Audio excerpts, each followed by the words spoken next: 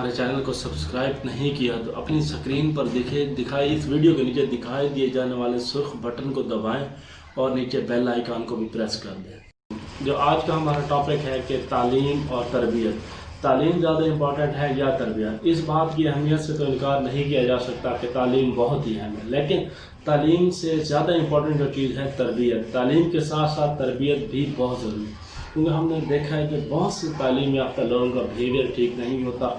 Doctors तो कुर्सी पर बैठे होते हैं, लेकिन बुजुर्ग मरीज़ नीचे बैठने पर मजबूर होते हैं। जो और भी इस तरह की सोशल मीडिया पर हमारे सामने बहुत सी तस्वीर आती रहती हैं, जिनमें तालीम से ज़्यादा हमें पता चलता है कि तरबियत की अहमियत है। तो मैं आपको ईदी साहब का एक वाक़या सुनाता हूँ। ईदी साहब से एक जर्नलिस्ट ने सवाल किया कि आपने इतनी सारी लावारिस लाशें उठाई हैं, क्या उनमें से कोई ऐसी तस्वीर है जिसने आपके जहन में बहुत बड़ी याद छोड़ी हो, या जिससे आपको इस तरह का ख्याल हो कि दूसरी लाशों से नुमायाँ थी? क्या कोई वहशत ज़दा ऐसी लाश है आपके जहन में? तो ईदी साहब ने रोते हुए जवाब दिया कि हाँ, एक मसख शुदा और बिगड़े हुए चेहरे की लाश तो नहीं, लेकिन एक तालीम याफ्ता और एजुकेटेड किसी खाते पीते घराने के एक शख्स की तस्वीर मेरे जहन में आती है कि मेरे अमले के लोग एक लाश उठा के लाए। मैंने लाश को देखा तो वो कहीं से लावारिस नहीं लगती थी।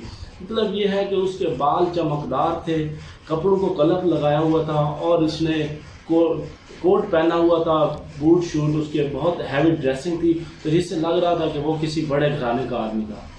जब मैंने उससे पूछा तो लोगों ने बताया कि ये लाश हमने डिफेंस के फलां घर के सामने से उठाई है। जब हम उस जगह गए तो हमें पता चला कि कोई गाड़ी पहले से ही जैसे हमारा इंतज़ार कर रही हो। तो वहाँ पे एक नौजवान बाहर निकला और उसने हमें 10,000 रुपये थमाते हुए कहा कि ये रहा कफन दफन का इंतज़ाम, या आप इन पैसों से कफन दफन का इंतज़ाम कर लीजिएगा।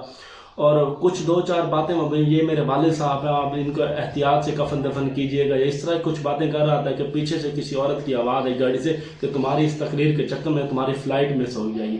तो वो आदमी फ़ौरन ही मुड़ा, गाड़ी में बैठ के चला गया।